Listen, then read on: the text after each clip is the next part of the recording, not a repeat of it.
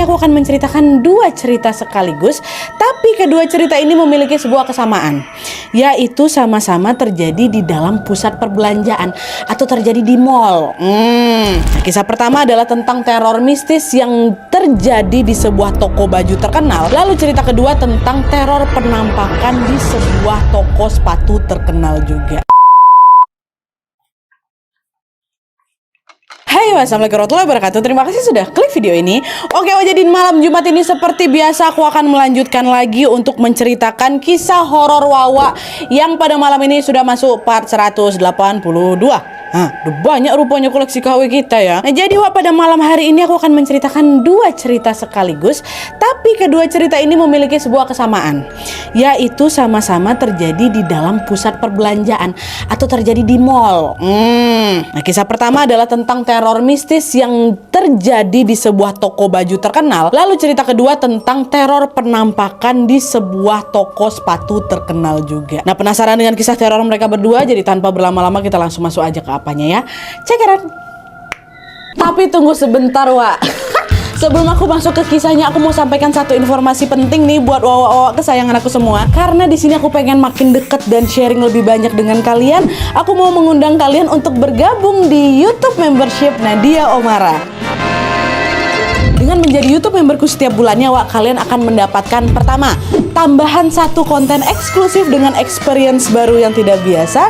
Terus ada kalanya juga nih, konten eksklusif ini bisa menjadi tempat aku dan tim bisa lebih bebas berekspresi lagi, tanda kutip, dan juga menyampaikan informasi detail yang tidak bisa kami sampaikan di konten-konten biasanya. Dan selain itu kalian juga akan mendapatkan badges khusus di samping nama akun YouTube kalian, dan juga nantinya kalian bisa saling komen dengan berbagai emoji khusus khas Nadia Omara Channel. Tapi ini nggak ada paksaan, Wak, ya, buat kalian yang mau-mau aja. Cara bergabungnya juga gampang sekali, Wak. Kalian tinggal langsung masuk ke halaman channel YouTube Nadia Omara, lalu klik tombol join atau gabung. Dan kalau sudah, kalian tinggal langsung melakukan pembayaran melalui dompet digital yang kalian punya. Udah selesai. Selamat bergabung dan selamat menikmati konten eksklusif dari kami di YouTube membership Nadia Omara. Kita tunggu kalian di room members only ya.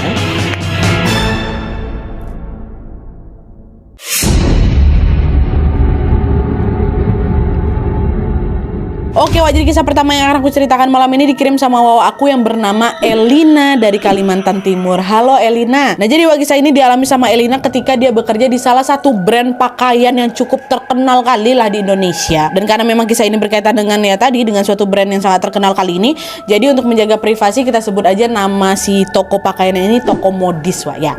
Jadi pada tahun 2017 lalu, Wak, Elina ini bekerja menjadi karyawan di toko modis sebagai pramuniaga. Pada saat di awal-awal bekerja di sana, Elina ini menjalani pekerjaannya dengan sangat lancar tanpa mengalami kendala apapun. Tapi pada saat memasuki bulan ketiga, Elina mulai menemui sebuah kejanggalan yang memang sulit kali dicerna sama akal sehat Nadia. Jadi ceritanya pada suatu hari Elina bersama dengan dua rekan kerjanya, yang satu namanya Mbak Ika, satu lagi namanya Mas Randi, mendapatkan jatah shift pagi. Dan tentunya mereka bertiga bertugas untuk membuka toko lah ya kan. Sebelum jam 9 pagi, which is sebelum mall ini buka, mereka bertiga sudah sampai di toko modis ini, Wak. Pada saat itu mereka pun langsung membuka rolling door sembari menyalakan lampu, ya kan. Nah, pada saat lampu ini dinyalakan, Wak, mereka dikejutkan dengan adanya beberapa jejak telapak kaki di lantai. Melihat kejanggalan itu, Elina pun langsung nanya, guys, itu jejak kaki siapa ya?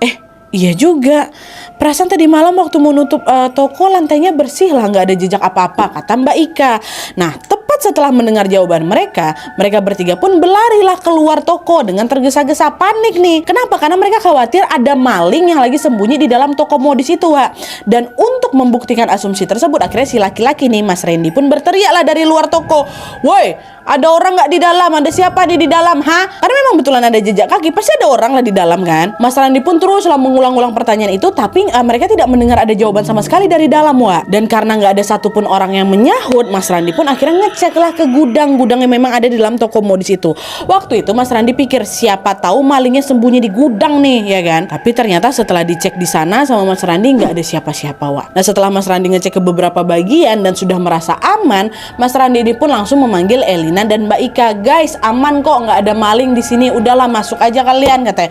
Yang betul lah, Mas. Iya, yang nggak ada, katanya. Masuklah. Dan tuh masuklah mereka berdua nih ke dalam toko juga kan. Nah, pas masuk ke dalam toko untuk kedua kalinya ini, Wak, Elina baru menyadari bahwa ternyata jejak kaki yang tadi mereka temukan itu bukan jejak kaki manusia biasa, Wak. Jejak kaki itu ukurannya besar, dia sangat-sangat besar, sekitar 2 kali telapak kaki manusia normal. Dan yang lebih mengherankan lagi, Wak, jejak kaki itu semuanya merupakan jejak kaki kanan aja, tanpa ada jejak kaki kiri sama sekali. Jadi tek bagian kanannya aja. Jadi dia tuh macam jalan pakai kaki kanan aja. Kayak itulah, Wak. Kok kaki kanannya aja ya, Mbak? Melihat keanehan itu udah nggak bisa pikir positif lagi lah kami Nadia. Kami langsung berpikir negatif semuanya. Mana ada kaki manusia sebesar ini? Ini jangan-jangan bukan kaki manusia nih. Dan untuk memastikan asumsi tersebut, mereka pun pergilah ke ruangan security buat mengecek rekaman CCTV. Ya, dan ternyata, Wak, rekaman CCTV itu sama sekali tidak merekam adanya seseorang yang masuk ke toko pada malam itu. Nggak ada. Tahu-tahu pagi udah ada tapak aja gitu. Dan dari situlah mereka bertiga langsung berpikiran bahwa jejak kaki itu merupakan jejak kaki hantu. Tapi meskipun demikian mereka bertiga berusaha untuk melupakan kejadian tersebut dan kembali bekerja seperti biasa. Udahlah, nggak apa-apa, lagian cuma jejak kaki aja. Selama dia nggak ganggu kita ya udahlah, biarin aja. Toh kita juga rame-rame di sini kan, kita sama-sama nyari duit. Nggak bisa kita main keluar aja di sini nih. Begitulah pikiran mereka bertiga. Nah, tapi, Wak, sayangnya semakin kami lupakan Nadia, teror jejak kaki itu justru semakin menjadi-jadi ini. Dimana pada suatu pagi Elina kembali mendapatkan shift pagi nih, Wak, sama sama Mas Reni sama Mbak Ika lagi, ya kan. Hampir sama seperti kejadian sebelumnya, Wak. Ketika lampu dinyalakan, mereka lagi-lagi dibuat terkejut ketika menemukan ada beberapa jejak kaki kanan yang menempel di lantai, kan. Nengok lagi. Tapi bedanya, Wak, jejak kaki kali ini tuh gak cuma di lantai aja ternyata, tapi ada juga dia nempel di tembok, tas, nempel juga di plafon. Jadi kaki itu seolah-olah sedang ngerangkak dari lantai menuju ke dinding, habis itu dia ke plafon gitu loh, ke atap. Dan itu kaki kanan semua ya. Dan yang lebih mengejutkan lagi, bayangkan sama kalian ya, Elina ini juga menemukan ada sebuah jejak tangan kanan yang berukuran sangat besar. Jadi ternyata nggak cuma kaki kanan aja, Wak, tangan kanan pun ada. Kalian bisa bayangin kalau memang makhluk itu berjalan tuh kayak mana? Tuh kayak gini dia kan. Dari sana Elina langsunglah membersihkan semua jejak itu dengan menggunakan kain pel.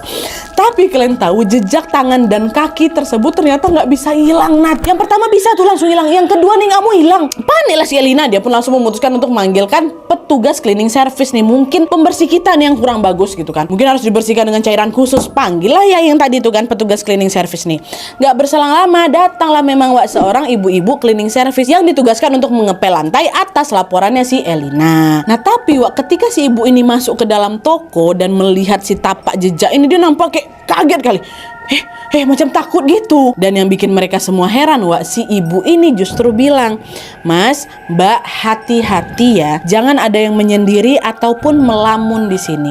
Kemungkinan dia jadi lebih berani mengganggu kalian lebih ekstrim lagi setelah ini, kata si ibu. Dengar itu tuh kami kaget semua, Nadia. Apa nih maksud ibu nih? Mereka saling berpandangan satu sama lain sambil ngebatin, aduh, abis ini kita diteror apa lagi nih ya? Pokoknya sejak mendengar petuah dari ibu cleaning service tuh, Nadia, aku nggak berani lagi ke gudang ataupun ke ruang istirahat sendirian. Pasti selalu ngajak Mbak Ika atau temen lainnya lah, memang lagi lagi tugas di sana. Dan ternyata cara itu cukup manjur nih, Wak, karena Elina sama sekali tidak mengalami kejanggalan apapun setelah teror kedua itu.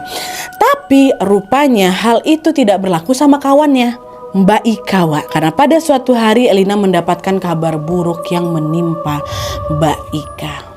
Apa tuh? Masuk. Nah jadi Wak ceritanya pada suatu malam Elina ini baru aja beristirahat di rumahnya kan.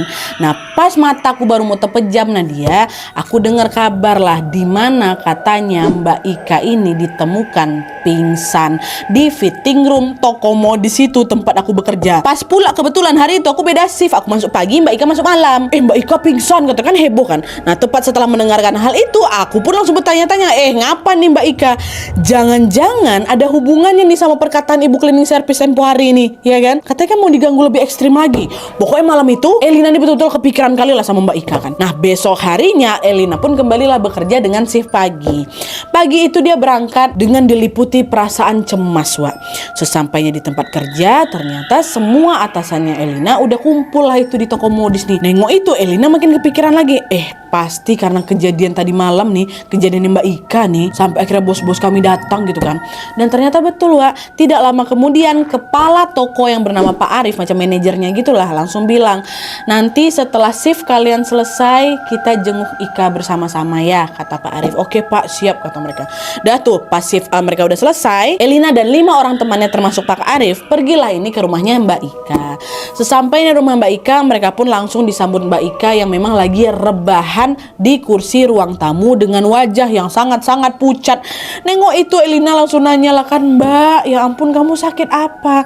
Gimana keadaan kamu sekarang? Kalian tahu Mbak Ika ngomong apa?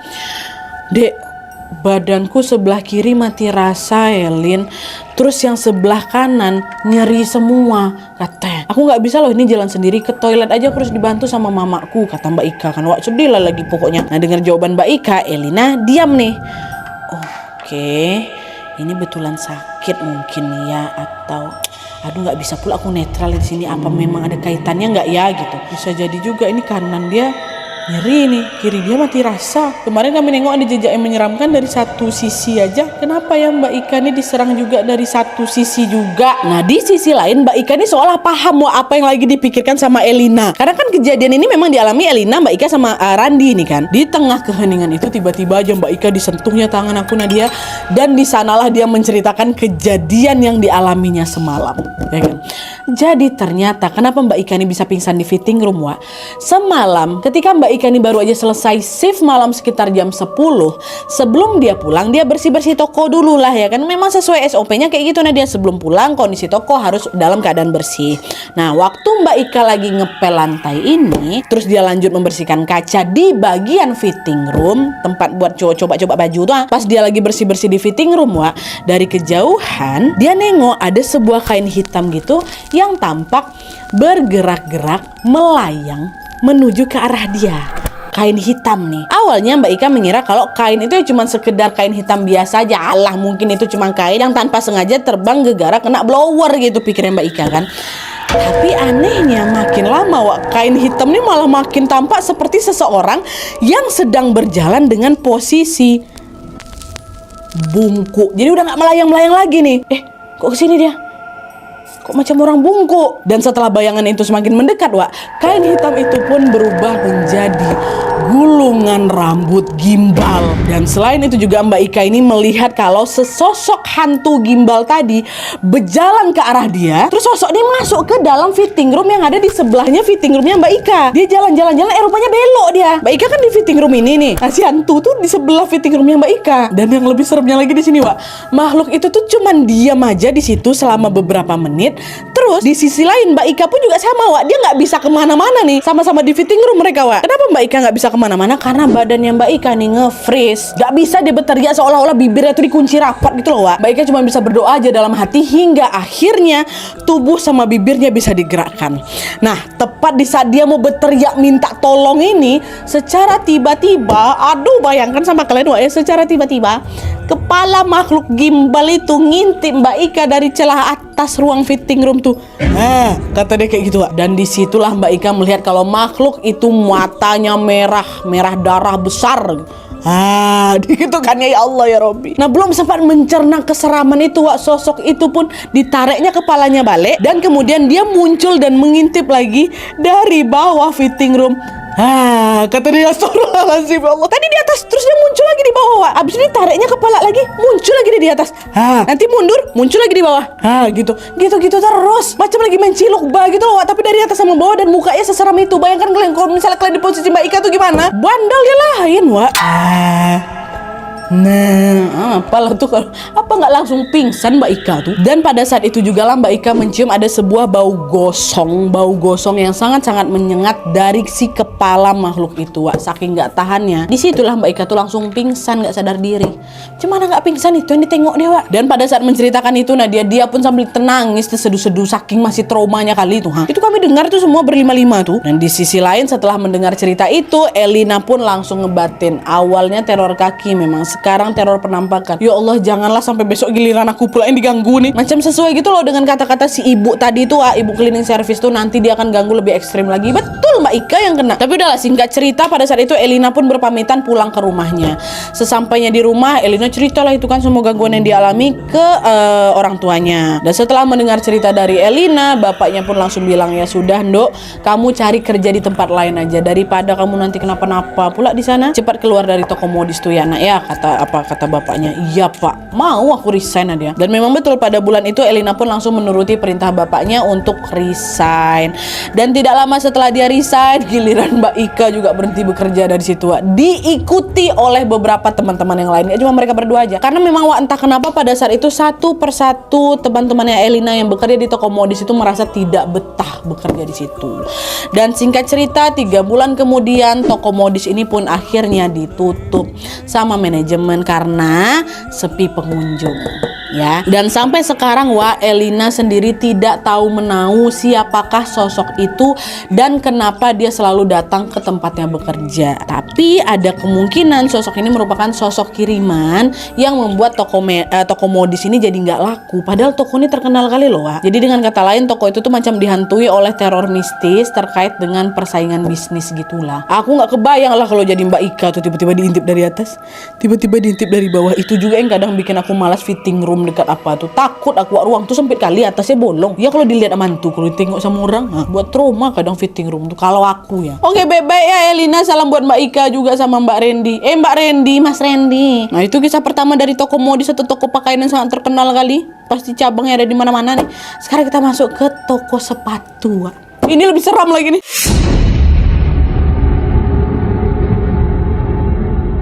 Oke, Wak, lanjut kita ke cerita kedua. Jadi kisah ini dikirim sama Wawa kita yang bernama Niksil dari Karawang. Halo Niksil. Nah, jadi Wak, kisah horor ini dialami oleh Niksil ketika dia menjalani praktek kerja lapangan atau PKL di sebuah toko sepatu yang sangat terkenal pada tahun 2019 lalu.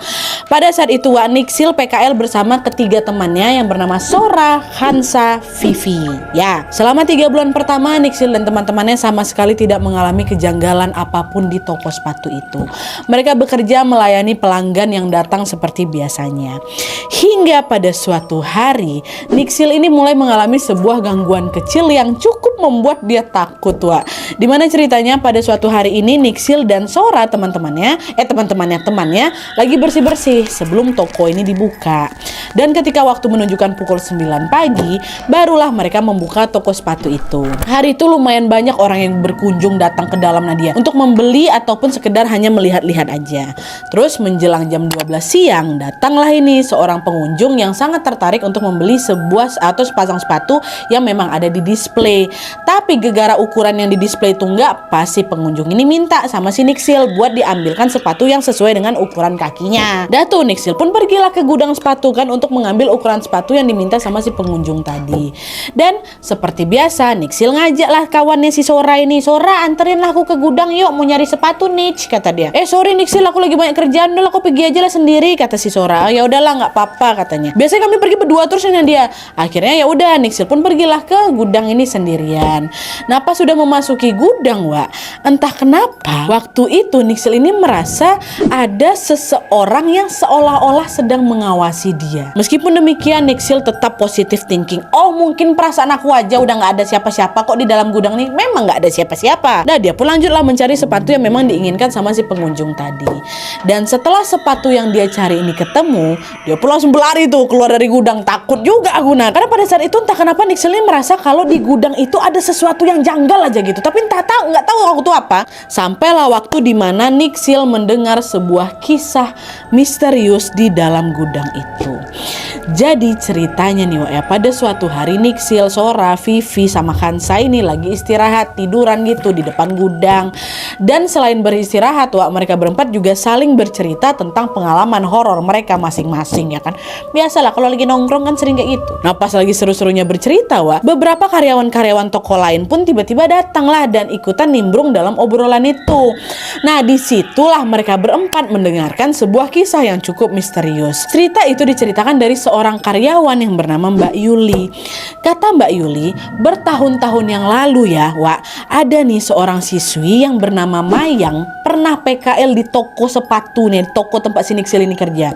Dan ternyata Mayang ini juga berasal dari sekolah yang sama dengan mereka berempat, which is Mayang ini kakak kelasnya siapa sih mereka berempat ini, tapi beda angkatan jauh. Tapi Wak, yang mengejutkan di sini adalah Mbak Yuli bilang kalau Mbak Mayang ini meninggal dunia ketika sedang menjalani PKL di toko sepatu itu Wak. Meninggal kakak kelas mereka nih. Nah, tapi memang Wak, penyebab Mbak Mayang ini meninggal dunia tidak diketahui secara pasti, apakah karena sakit atau gegara apa. Meninggal aja gitu Wak. Tapi memang meninggalnya juga tidak di toko sepatu, di rumah dia. Dan yang jelas Mbak Yuli juga nambahkan informasi kayak gini.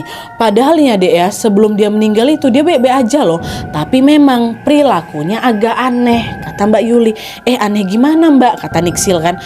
Dia tuh pernah deh, ingat nih Wak ya, dia tuh pernah mencoret-coret rak sepatu di gudang dengan tulisan Mayang, aku mencintaimu. Mayang, aku mencintaimu. Aku sendiri juga nggak tahu tuh maksudnya apa, kata Mbak Yuli. Kalian nggak salah dengar loh Wak, di sini Mayang itu betulan nulis kata-kata di mana dia mencintai diri dia sendiri. Mayang, aku mencintaimu katanya. Dan setelah dengar penjelasan itu tuh ya Nixil sama tiga temennya makin penasaran lagi kan. Waktu itu Nixil nanya lah, kira-kira Mbak tulisannya masih ada nggak ya di rak-rak situ, katanya kepo. Nah, coba lo pergi cek aja ke sana, tuh rak yang paling pojok tuh kata si Mbak Yuli. Dan pada saat itu nggak cuma si Nixil, mereka bertiga berempat tuh langsung lah beranjak dari tempat duduknya dan masuk ke dalam gudang itu buat mengecek tulisan terakhirnya Mbak Mayang ini. Tapi baru saja melangkahkan kaki menuju ke rak sepatu yang ditunjuk sama Mbak Yuli tadi, tiba-tiba mereka semua berempat ini dikejutkan dengan adanya sesosok misterius di dalam sana Wak. Pada saat itu mereka berempat dengan jelas melihat bahwa ada sesosok wanita lagi duduk di rak sepatu sambil menyilangkan kakinya. Diayun-ayunkan ya tuh Wak. Jadi sosok itu duduk di rak paling atas tuh Wak. Makanya kelihatan dari jauh sama mereka. Sosok tuh berambut panjang dan dia pakai baju putih semua. Dan dalam posisi menunduk fix macam kuntilanak lagi terduduk tapi kakinya diuncang-uncangkan ya Wak. Kayak gitu. Belum sempat kami bereaksi dengan kejanggalan itu, tiba-tiba terdengarlah suara. Baru sadar ya? Gitu. Nengok dan dengar penampakan makhluk halus di siang bolong tuh ya Nixil sama kawan-kawannya langsung shock berat ya kan. Langsung lari terbirit-birit ini. Tak jadilah mereka mau nengok tulisannya Mbak Mayang tadi. Langsung kabur tuh lari ke pintu gudang. Nah pas sudah nyampe di pintu gudang, Mbak Yuli langsung notice waktu nengok muka mereka berempat pucat semua kan. Nengok orang ini nih. Kenapa kalian kok kayak gitu ekspresinya? Mbak, ada sesuatu Mbak di dalam tuh. Dan tanpa disangka-sangka Mbak Yuli justru santai slay dia jawabnya. Iyalah salah aku nih memang, harusnya nggak aku ceritain sama kalian. Ya udahlah, ke sana bubar. Katanya gitu biasa aja Mbak Yuli itu. Karena Mbak Yuli ngasih respon kayak gitu, mereka berempat pun memaksakan diri untuk mengabaikan hal itu juga. Mbak Yuli bilang salah diceritakan hal itu. Kalau kami tanya balik lah dia makin salah lagi lah kami. Makanya kami diam aja nih. Dan sejak kejadian itu Nadia, kami semua mulai dihantui dengan serentetan teror macam suara-suara aneh. Terus kami temuin ada gulungan rambut panjang kali. Terus kami juga ada dengar suara benda-benda jatuh yang biasa kami nggak pernah dengar dan lain sebagainya. Mulai diteror orang-orang ini Wak. Tapi meskipun demikian mereka semua berusaha untuk mengabaikan kejanggalan itu dan menguatkan nih satu sama lain kan. Sabar dulu Wak ya. Guys, kita harus sabar. Kita jalani aja bentar lagi sampai masa PKL kita ini selesai, kata salah satu di antara mereka. Dah, singkat cerita, hari demi hari pun berlalu sampai akhirnya masa kontrak Vivi sama Kansa, kawannya si Nixil, sudah habis duluan. Udah nggak PKL di situ lagi. Tinggallah Nixil sama si Sora yang memang masih terikat kontrak untuk PKL di sana beberapa waktu ke depan. Nah, kepergian Vivi sama Kansa itu pun membuat Nixil sama Sora selalu bersama-sama nih kemanapun kami pergi, ya kan. Setiap kali ke gudang, Nixil selalu diminta ditemanin sama si Sora juga. Begitu juga sebaliknya. Dan ternyata cara tersebut cukup efektif nih, karena memang baik Nixil maupun Sora sudah tidak pernah lagi mengalami keanehan apapun di toko sepatu ini. Tapi sayangnya, teror itu kembali datang menimpa Nixil ketika Sora lagi nggak masuk kerja. Jadi ceritanya siang itu Nixil ini diminta tolong sama Mbak Yuli untuk mencari sepatu yang diinginkan sama pengunjung. Dan karena Sora nggak masuk, otomatis kan Nixil harus pergi ke gudang tuh sendirian kan, Wak. Nah, meskipun memang dilanda perasaan takut, mau tidak mau Nixil pun harus tetap menjalankan tugasnya. Udahlah, nggak apa-apa. Nggak apa-apa, nggak ada apa-apa kok gitu. Insyaallah. Dah tuh dengan jantung yang sangat berdebar-debar, Nixil pun membuka pintu gudang secara perlahan-lahan. Nixil yang buka pintu gerbang, kok aku yang merinding ya. Astagfirullahaladzim. Karena aku tahu apa yang terjadi selanjutnya, Wak. Betul. Tepat di saat pintu gudang itu terbuka, di sanalah lagi-lagi Nixil melihat dengan sangat jelas Nadia bahwa di atas salah satu rak sepatu di sana tuh ada kuntilanak tuh lagi, tapi matanya hitam nampak. Nah, kemarin kan nunduk dia karena sekarang dia gini, masih juga diayun-ayunkan ya kakinya tuh. Dan nggak sampai di situ aja, makhluk ini pun menyeringai sambil melambaikan tangannya ke arah Nixil. Nah, inilah yang epiknya, Wak. Tidak lama setelah itu Nixil mendengar apa? Nixil, aku mencintaimu. Itu katanya, hai Nixil, aku mencintaimu. Dan tepat pada saat itulah Nadia, pandangan aku langsung gelap. Pingsan si Nixil langsung. Dan ketika terbangun, Nixil sudah berada di dalam ruang kesehatan mall, Wak. Kejadian itu betul-betul bikin aku trauma berat sampai aku udah gak mau lagi pergi ke mall. Tepat setelah PKL berakhir tadi. Dan sampai PKL itu berakhir juga, Nadia, aku tuh kayak macam orang ketakutan terus kemana-mana harus bareng. Walaupun aku gak ke gudang, masih terbayang terus tuh dalam pikirannya si Nixil. Iyalah, Wak, orang gak pernah nengok hantu tiba-tiba dia, hai Nixil, aku mencintaimu. Dan sampai sini mungkin diantara kalian ada yang bertanya-tanya, tuh sosok itu siapa, Nadia? Kok bisa dia mengatakan hal yang mirip dengan yang ditulis sama Mayang kan? Ingat kalian, Mayang, aku mencintaimu. Ini dia ngomong lagi, Nixil, aku mencintaimu. Iya kan? Nah, jawabannya apa? Hah? Sebenarnya di sini Nixil juga nggak tahu sosok itu apa. Entah bisa jadi sosok itu ada hubungannya sama Mbak Mayang, atau justru sosok ini adalah Mbak Mayang. Nggak ada jawabannya, Wak. Itu aja yang gue alamin, dia nggak ada pula aku cari tahu. Itu udah seram kali ya kan? Iya juga. Kan nggak selamanya memang kisah-kisah horor itu ada penjelasannya kan, Wak. Tengok itu seram, itu dari kisah horor tuh. Jangan kalian suruh aku sama tim mencari tahu apa tuh, Wak. Ya, jangan lupa, Wak, ini adalah kisah horor Wawa. Kisah horor yang dialami sama Wawa kita, bukan yang dialami sama aku dan tim. Jadi kami nggak tahu juga gimana kelanjutannya. Wawa juga nggak tahu nih. Udah cuma sampai sebatas itu aja, ya. Dan kata Nixil juga kisah horor ini udah jadi kayak turun-temurun gitu loh, Wak. Didengar dan juga dirasakan sama karyawan toko sepatu ini. Di mana toko sepatu nih, Nadia? Rahasia. Tahu aku di mana. Oke, Wak, jadi itu tadi cerita dari dua Wawa aku. Yang satu tentang pengalaman mistis pada saat bekerja di toko baju ternama, dan satu lagi tentang teror misterius di toko sepatu yang kedua-duanya sama-sama terjadi di mall. Dari kisah ini kita jadi tahu, Wak, ya, kalau ternyata di balik gemerlap terangnya lampu pusat perbelanjaan dan mall-mall yang mewah itu, ternyata ada saja kisah horor yang menimpa para pegawainya. Dan aku juga pernah dengar sih, Wak, memang katanya ya, makhluk-makhluk di mall tuh lebih banyak lagi dibanding yang katanya ada di pasar-pasar yang lebih banyak di mall. Itulah makanya cobaan di mall gitu tuh banyak kali kan. Katanya gitu. Katanya, nggak usah kalian dengar kali, katanya. Oke, Wak, jadi sekian dulu videonya. Terima kasih banyak yang sudah menonton. Kalau kalian suka video ini, klik like-nya. Jangan lupa komen di bawah tidak ada, dan saran-saran untuk video selanjutnya. Jangan lupa nyalain notifikasinya supaya kalian tahu kalau aku upload video baru. And as always, jangan lupa untuk klik tombol subscribe supaya kalian sama-sama tahu informasi menarik dan menegangkan dari channel aku. See you next video, Wak. Bye.